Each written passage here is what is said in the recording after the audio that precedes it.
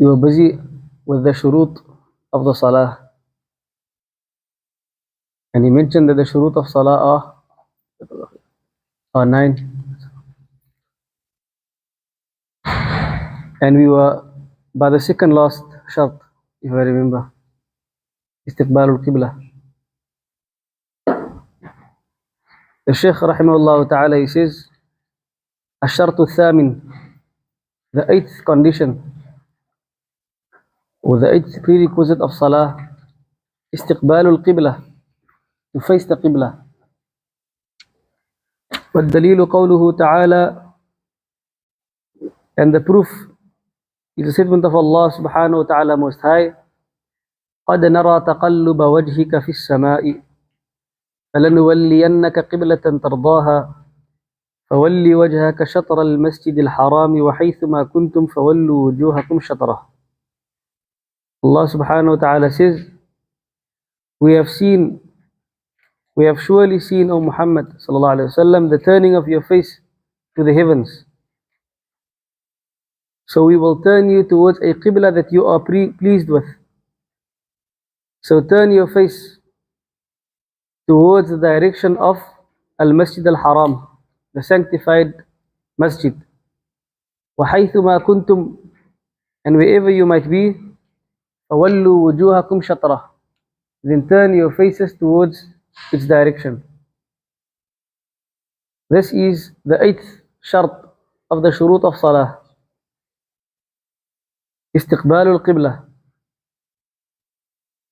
And this shart has to be established from the beginning of the salah and right through the salah till the end. The person has to remain facing the Qibla.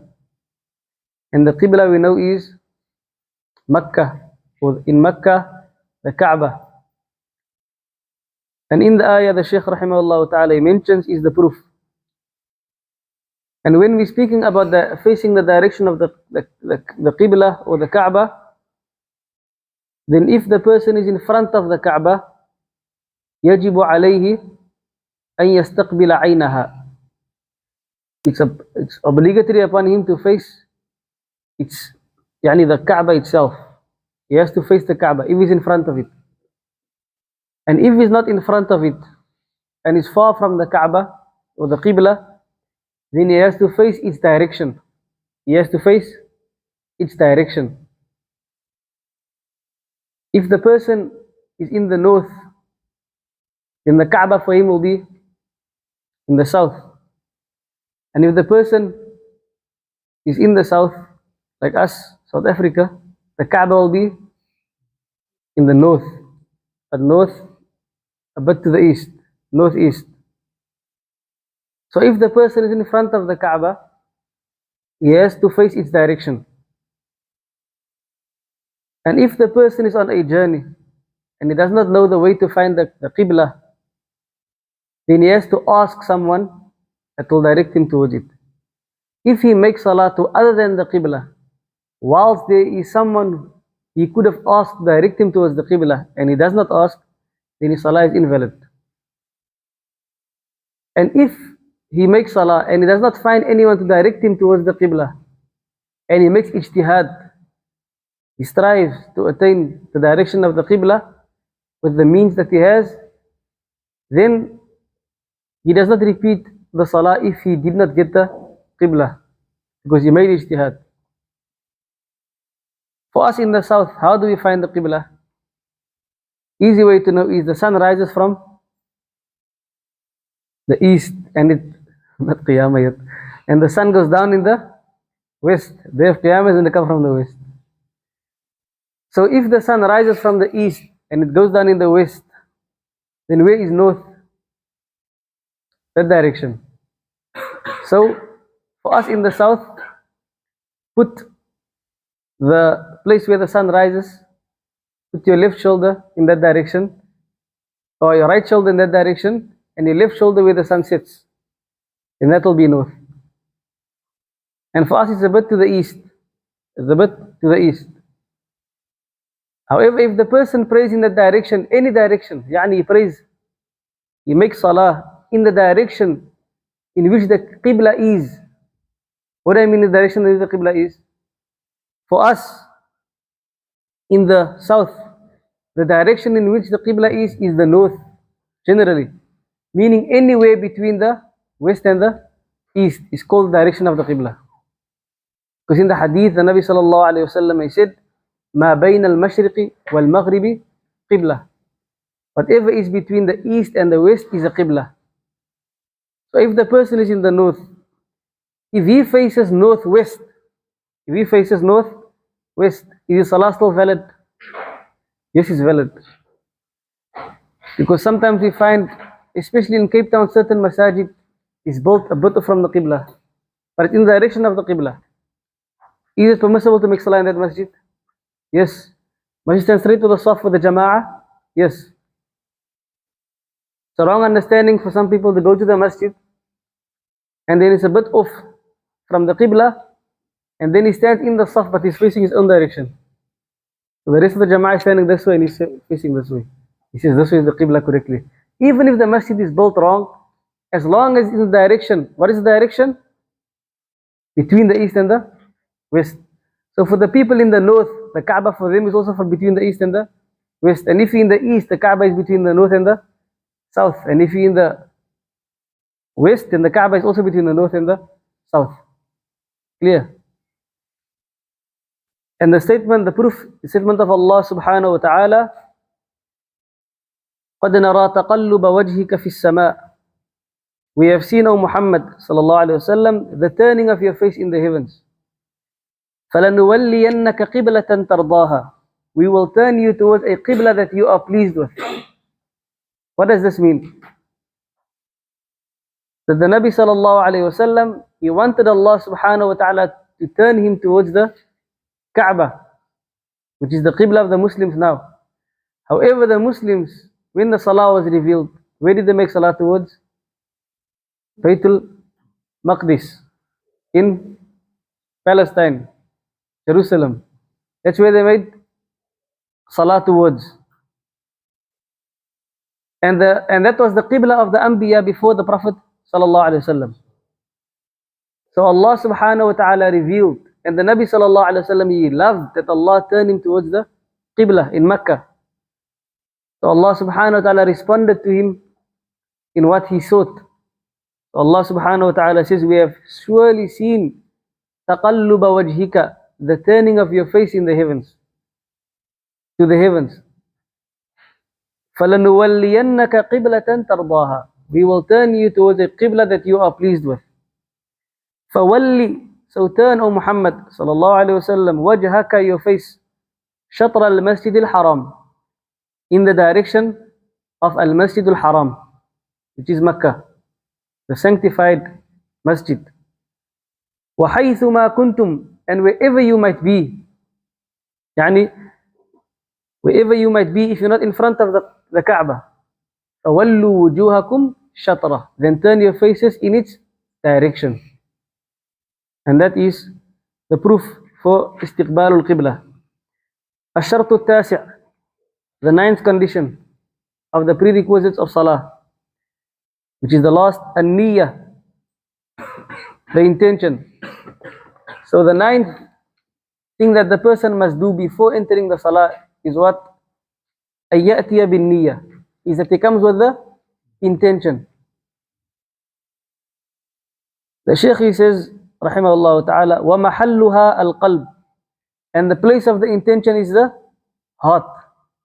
وَالتَّلَفُّظُ بِهَا بِدْعَةٌ, and saying it and pronouncing it is a bid'ah. So the place of the intention, أين? في القلب. وَالتَّلَفُّظُ بِهَا bid'ah, and saying the intention out loudly is a bid'ah, whether it is sirran or jahran. Saying the intention soft or loud, both is bid'ah. The person shouldn't say it with his tongue. It's not an act of the mouth. It is from the a'malul qulub, the actions of the heart. Because an-niyyah, what is niyyah? The niyyah is al-azm. It is a firm will to do an action. Al-azmu ala shay'i, a firm will to do something. If the person has that will, then he has the intention. That suffices. وَيَكْفِي فِي النِّيَّةِ الْعِلْمِ, as the ulama they say. What suffices for the intention is the knowledge that you know that you're going to do this. For example, if someone wants to intend something, that knowledge that he has that he's going to do that action, that suffices the intention. However, if he comes to the salah and then he says, he makes talaffuz with the niyyah, he pronounces it, and he says, nawaitu farda salati dhuhri arba'a raka'atin. He says, I intend farda salat al-dhuhr 4 raka'at. He's saying what he's going to do. That's a righteous intention is doing, or righteous action is doing the intention for it. So he's saying the intention. This saying of the intention does not make sense shar'an, not found in the sharia, wala aqlan, no in the aql. Because bimujarrad, the person when he intends or he wants to do an action, that is the intention for it. So if the person comes from his house, he makes wudu at home, for example, he walks all the way to the masjid. He comes into the masjid, takes off his shoes, gets into the saf. Till now he didn't know what he was doing. Now he needs to make his intention. Doesn't make sense. Yani that when he comes to salah, that's all of that is the intention already. He left his house intending to make salah. And also this act has not been found from the Nabi sallallahu alaihi wasallam, nor from the Sahaba, nor from the Atba'u Tabi'in. So pronouncing the niyyah, it is la mahalla lahu min al-i'rab. There's no place in i'rab. Not part of the deen. And it's clearly a bid'ah. It's a bid'ah because the niyyah is an ibadah. And the proof, the Shaykh mentions what dalil al-hadith, and the proof is the hadith of the Nabi sallallahu alayhi wa sallam, إِنَّمَا الْأَعْمَالُ بِالنِّيَّاتِ وَإِنَّمَا لِكُلِّ مْرِئٍ مَا نَوَى. All the actions are judged only by its intentions, and every person will get what he intended. Who narrated this hadith? Umar ibn al-Khattab radiyallahu anhu. And the hadith is in Bukhari and Muslim, muttafaqun alayh. The Nabi sallallahu alayhi wa sallam, he said, Innama is adatu hasrin. It is a particle of restriction. Al-a'malu bin niyat. Yani, all actions are restricted by its intentions. In its reward, it's everything. The action are by its intentions. Some ulama say, Innama al-a'malu bin niyat means every action is with an intention. And it is nothing a person does without an intention. Because if Allah subhanahu wa ta'ala had to command us to do an action without intention, it would have been commanding something that is impossible to do. No one can do something without intention unless it is a response, fight or flight, and the unintentional. Or the person is mad, is majnoon, he does not know what he is doing.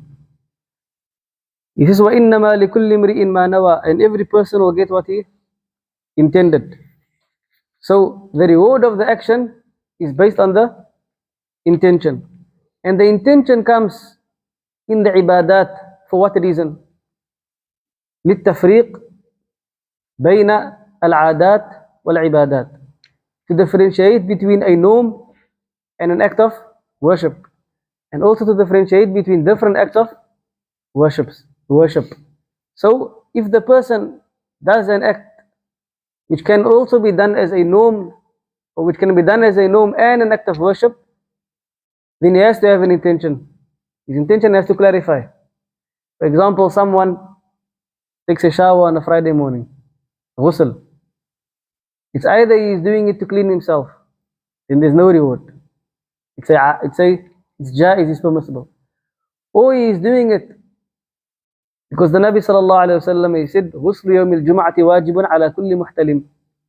Ghusl on Friday is wajib. Yani it is meaning emphasized, not the wajib according to the fuqaha. Ala kulli muhtalim, upon everyone that has reached age of puberty, ihtilam. So if he acts upon that hadith with the intention of acting upon the hadith, he gets a reward. However, if he takes a shower, no reward. And also the niyyah comes to differentiate between different acts of worship. Like someone who makes 2 rak'ahs after the Fajr adhan.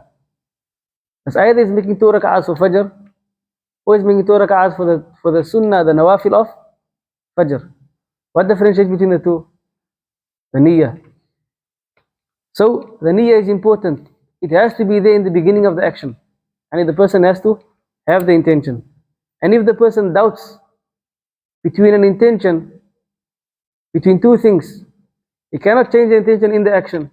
Maybe he wants to make salah, and he planned to make the fard salah, and he says, you know what, I want to make the nafil actually. He can't just change. He has to leave the salah and start again. Because the niyyah is a shart. And what is a shart? It has to be done before the action. So that is the end of the shurut of the salah. How many were there altogether? 9. Who remembers? Look and read it. عن ظهر قلب.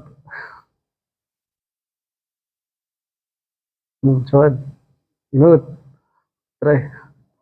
الإسلام والعقل والتمييز ورفع الحدث وإزالة النجاسة وستر العورة ودخول الوقت واستقبال القبلة والنية. الإسلام إسلام والعقل sanity والتمييز discernment ورفع الحدث raising the state of impurity وإزالة النجاسة removing the impurity itself وستر العورة uncovering the عورة ودخول الوقت and the entry of time واستقبال القبلة and the facing of the qibla والنية and the intention. That's all the 9 shurut of salah. The next we'll go into the arkan of salah. The Shaykh rahimahullah ta'ala, he says وأركان الصلاة 14, and the arkan, the pillars of salah are 14. القيام مع القدرة, standing with the ability to do so. The first, so the arkan of the salah are how many? 14. The first is القيام مع القدرة, standing with the ability to do so. وتكبيرة الإحرام, and the takbiratul ihram, the first takbir. We'll explain inshallah as we go. Oh, the Shaykh will explain afterwards. وقراءة الفاتحة, and the reciting of Suratul Fatiha. والركوع, and to make ruku'. والرفع منه, and raising or rising from the ruku'. والسجود على سبعة الأعضاء, and to make sujood on the 7 limbs. وَالْإِعْتِدَالُ مِنْهُ, and coming up from it, raising from it. وَالْجَلْسَةُ بَيْنَ السَّجْدَتَيْنِ, and the sitting between the 2 sujoods. وَالطُّمَأْنِينَةُ فِي جَمِيعِ الْأَرْكَانِ, and tranquility in all the arkan, and having tranquility in all the pillars, in performing all the pillars. والترتيب, and sequence. والتشهد الأخير, and the final tashahhud.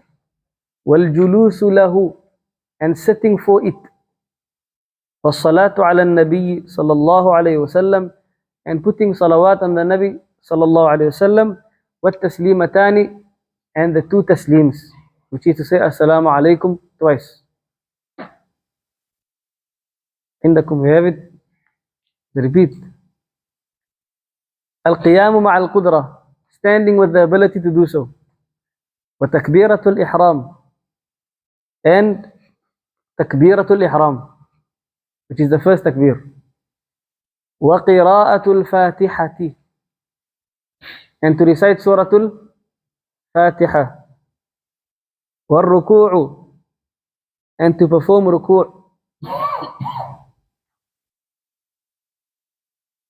والرفع منه, and to raise from it.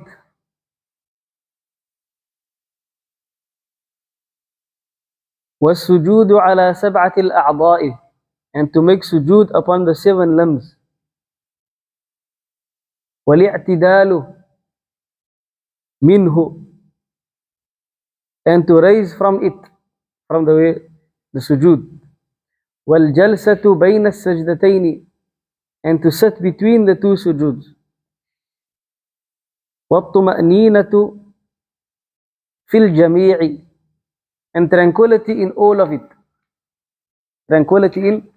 all of it. وَالتَّرْتِيبُ, and sequence. وَالتَّشَهُّدُ الْأَخِيرُ, and the final tashahhud. وَالْجُلُوسُ لَهُ, and sitting for it.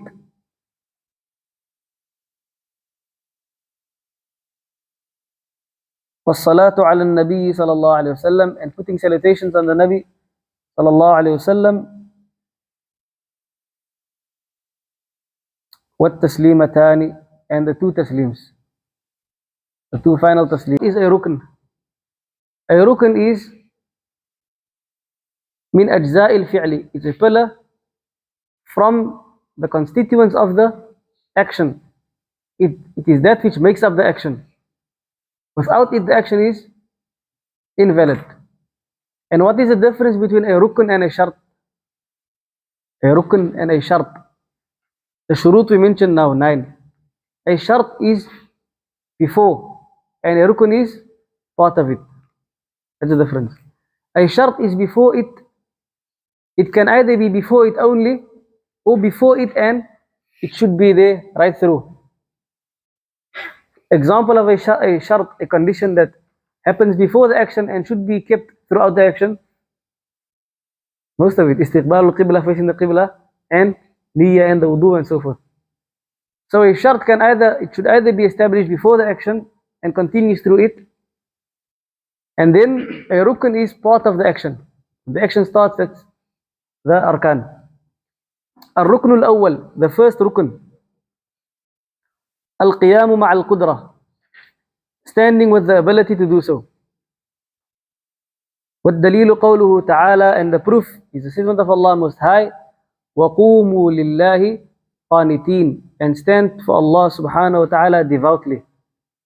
Qaniteen means طول القيام, standing long, lengthening the standing. That's called qunut. Not the dua al-qunut. It refers to qunut, which means طول القيام, standing long. So Allah subhanahu wa ta'ala says about the salah, حافظوا على الصلوات والصلاة الوسطى وقوموا لله قانتين. Protect the salahs, preserve the 5 salahs and the middle salah, and stand for Allah subhanahu wa ta'ala devoutly. So the Shaykh, he brought this as a proof for al-qiyam. And also from the hadith of the Nabi sallallahu alayhi wa sallam, it can be taken that qiyam is a rukn from the arkan of salah, in which the Nabi sallallahu alayhi wa sallam, he said, صلي قائما, make salah standing. فَإِن لَمْ تَسْتَطِعْ, if you are not able to, فَقَاعِدًا, then sitting. فَإِن لَمْ تَسْتَطِعْ, and if you are not able to, فَعَلَى جَنْبٍ, then on your side, while you're laying on your side. That is the sequence. So a person can make salah sitting when he is ill, and when he is making his nafil salah, when he is making his nafil salah. And this reminds me of something I left out with istiqbal al-qibla, facing the qibla. There is one instance in which you can leave off facing the qibla. There is one instance in which the person can leave off facing the qibla. Is when the person is making a nafil salah on a dabba, on a riding beast. So if the person is on a journey and he wants to make a sunnah salah, he doesn't need to face the qibla to make the sunnah salah. And some ulama, they say the beginning of the sunnah salah he has to face the qibla, and if the ride goes any other direction, it doesn't harm him, and he can make his sunnah also sitting. Because Anas ibn Malik, he said, I saw the Nabi sallallahu alayhi wa sallam yusabbihu ala dhahri rahilati. He was making the sunnah salah on the top of his camel. He was sitting. حيث كان وجهه, wherever it was facing. يومئ برأسه, he was pointing, or he was making the actions of salah with his head. So the facing of the qibla, there's this instance that it doesn't need to be there. When على السفر أو على ظهر على الراحلة في السفر, upon the riding beast in a journey, and the person doesn't need to face the qibla. And there are many hadith that shows this. And here also, with the qiyam, it is wajib upon every person who is able to stand, to stand. And if the person cannot fulfill the rest of the arkan of the salah, standing, or he cannot make ruku', or he cannot make sujood, like some people, they cannot make sujood, so he has a chair behind him and people go down to sujood. It's not allowed for him to sit down in the beginning of the salah. He has to stand wherever he can, and when he cannot go to that position, then he sits on the chair, or then he sits down.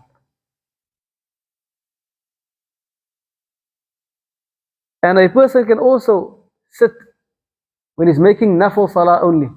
When he's making a nafil salah, it's allowed for a person to sit, but he will get half of the reward. So it's allowed for a person, even if he's not sick, to sit when he's making the nafil salah, but he will get the half of the reward. So the best is for the person to stand. However, if the person sits due to a sickness in his fard salah or his nafil salah, then he will get full reward, because he is not doing it as a concession. He is doing it because he is unable to stand. And Allah subhanahu wa ta'ala says, لا يكلف الله نفسا إلا وسعها. Allah subhanahu wa ta'ala does not compel a nafs except for that which it can bear. And also the Nabi sallallahu alayhi wa sallam, he said, إذا مرض العبد أو سافر, if the servant becomes sick or he travels, كتب له مثل ما كان يعمل مقيما صحيحا. It is written for him that which he used to do when he was resident and healthy. So if the person is sick, all his action he used to do when he was healthy is written for him. Therefore, a person increases in his health of righteous actions, because when he becomes sick, everything he did when he was healthy, it continues, it's written for him. طيب, الركن الثاني, the second pillar, takbiratul ihram. The takbiratul ihram. Takbira is to say Allahu Akbar, the takbir. And the takbir only happens by saying Allahu Akbar, not by any other thing of which Allah is magnified or glorified. Cannot enter the salah with Subhanallah or something else. It has to be with the lafz Allahu Akbar. And al-ihram, what does ihram mean? Takbiratul ihram is similar to the ihram on Hajj. Ihram means certain things become haram for the person which was halal for him before he acted the action, entered the action. So before the person makes the takbiratul ihram, it's allowed for him to eat, to drink, to laugh, to talk, to do things. However, once he says the takbiratul ihram, Allahu Akbar, then certain things become haram for him. Therefore, it's called takbiratul ihram, that first takbir. But dalilul hadith, and the proof, your statement is the hadith of the Nabi sallallahu alayhi wa sallam, tahrimuha takbir. That which makes the salah sanctified is the takbir. But tahliluha, and that which makes things halal again, opens it, is a taslim by saying assalamu alaikum. And the beginning of the hadith is miftahu salati tahur. The key of the salah is purification. وَتَحْرِيمُهَا التَّكْبِيرُ وَتَحْلِيلُهَا التَّسْلِيمُ. So this hadith is the proof that the takbiratul ihram is a rukn. The Nabi sallallahu alayhi wa sallam, he said, تَحْرِيمُهَا التَّكْبِيرُ. The sanctification of the salah is the takbir. It makes the salah sanctified. Meaning certain actions are not allowed in it, which was allowed otherwise outside of it. And then the Shaykh goes into some detail. And we'll end with this inshallah. Other than the rukn. So he says, وَبَعْدَهَا, and after it, after the takbiratul ihram, al-istiftahu, it is the opening. وَهُوَ sunnatun, and it is sunnah. Yeah, when he says al-istiftah is du'a'ul istiftah, the dua for opening the salah. And that dua is made after takbiratul ihram. And he mentions the most famous one, and some ulama mention it is the best one to do in the fard salah. The best one to do in the fard salah is this one. As for salatul layl, then there are other ones.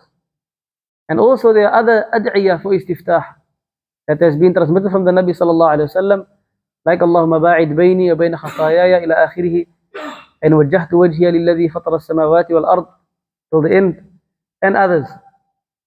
However, the Shaykh, he mentions one of it, which is the easiest one. He says, وَهُوَ سُنَّةٌ, and saying the dua ul-istiftah is sunnah. قَوْلُ, to say,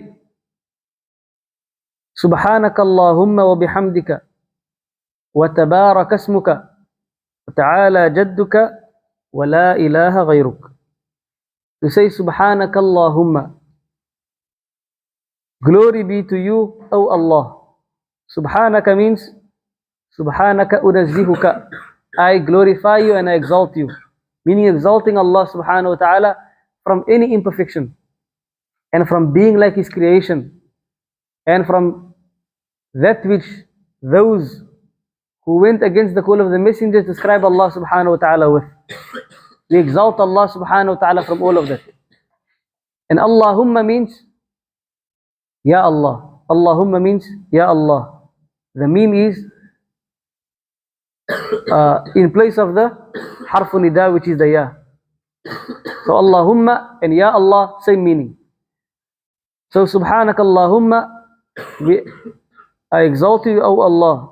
Wa bihamdika, and with your praise. And we see that many times Allah subhanahu wa ta'ala gathers between the Subhanallah or Subhanaka Allahumma, between the exaltation and the praising. Why? Because when we speak about Tawheedul Asma'i wa Sifat, how do you make Tawheed in it? With these two words, with the Hamd and with the Tasbih. Because what does the Hamd do? The Hamd is affirmation. Because we know Tawheed is made up of what? An-Nafyu wal-Ithbat. Affirmation and negation. So, the affirmation is with the Hamd. And the negation is with the what? With the Tasbih. So when you say Subhanallah, you are freeing Allah from any imperfection. That is negation. You're freeing Allah from Subhanahu wa ta'ala, from being like His creation. من التمثيل والتشبيه والتكييف. You free Allah subhanahu wa ta'ala from assimilation, a likening, from giving Him a howness, a modality. You free Allah from all of that. And then alhamd, it is to affirm for Allah kullu jamalin wa kullu fana'in, kullu sifati kamalin. To affirm for Allah every lofty attribute, every beautiful, every thing that is praiseworthy, or every praiseworthy attribute, we affirm it to Allah subhanahu wa ta'ala. That is alhamd. So when you gather between the two, it is an-nafyu wal-ithbat. So that's why the Nabi sallallahu alayhi wa sallam, he said, Subhanaka Allahumma wa bihamdika wa tabaraka ismuka, and blessed be your name, or great be your name. Tabaraka means ta'ala wa ta'azama, great and blessed. Ismuka, your name.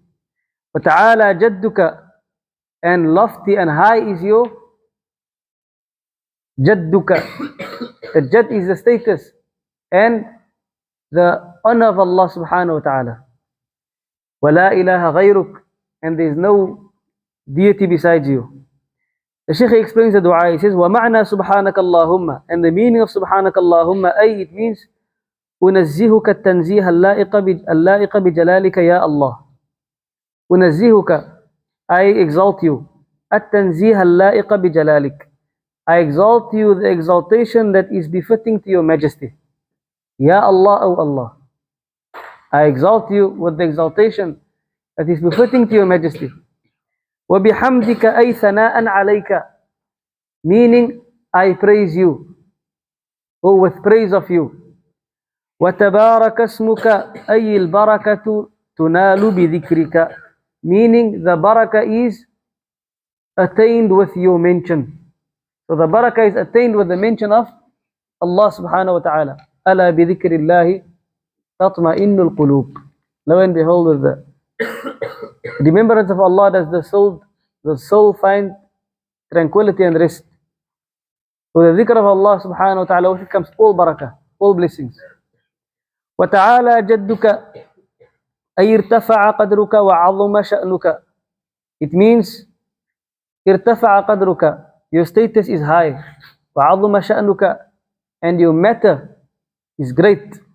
Allah subhanahu wa ta'ala. And this is also in the ayah, ta'ala jadduk, Allah subhanahu wa ta'ala says, وَأَنَّهُ ta'ala jaddu rabbina, and He most high, jaddu rabbina, ta'ala jaddu rabbina, our Lord's majesty has become great. مَتَّخَذَ صَاحِبَةً وَلَا وَلَدًا, He did not take for Himself a partner, nor a child. وَلَا إِلَهَ غَيْرُكَ, أي لا معبود في الأرض ولا في السماء بحق سواك يا الله. It means, لا إله غيرك means لا معبود في الأرض, there is no object of worship in the earth. ولا في السماء, no in the heavens. بحق, in truth. No one is worshipped in truth. سواك, besides you, Ya Allah. So we can see here that ilah means ma'bud. And the ma'bud is two types. Ma'budun bil haqq wa ma'budun bil batil. An object to worship in truth. Oh, Allah subhanahu wa ta'ala worship in truth, and everything else worship falsely. Then the Shaykh, he says, he continues, أعوذ بالله من الشيطان الرجيم. He said, وبعدها الاستفتاح. After the takbiratul ihram was the istiftah, وقول, it is to say, سبحانك اللهم, and he said the dua al-istiftah, and then he said what you should say after the dua al-istiftah. You should say, أعوذ بالله من الشيطان الرجيم. And this ta'awudh, seeking refuge in Allah subhanahu wa ta'ala, has to be done before the recitation of the salah, of the Quran. Generally. Because Allah subhanahu wa ta'ala says, فَإِذَا قَرَأْتَ الْقُرْآنَ فَاسْتَعِذْ بِاللَّهِ مِنَ الشَّيْطَانِ الرَّجِيمِ. When you recite the Quran, then seek refuge in Allah from the accursed shaitan. And Ibn Kathir rahimahullah ta'ala, he said that the command in this ayah, فَاسْتَعِذْ بِاللَّهِ, seek refuge in Allah, he says that Ibn Jarir, he gathered the ijma' from the ulama that the command in this ayah is amru nadbin la amru wujubin. It is a command of istihbab, meaning it is recommended and not obligation. It's not obligated. So if the person says the Quran without saying A'udhu billahi minash shaitanir rajeem, then he has done khilaful akmal, that which is not the most complete. However, his recitation is not invalid or is not sinful for doing so. So to say A'udhu billahi minash shaitanir rajeem, the Shaykh explains, Ma'na a'udhu, the meaning of a'udhu is aludhu, I seek refuge. Some ulama, they differentiate between a'udhu and aludhu, the two words, and some say it's the same meaning. A'udhu, they say it is seeking refuge from something, seeking refuge with someone from something. A'udhu is seeking refuge with someone from something, and aludhu is seeking refuge with someone for something. So if you fear something bad,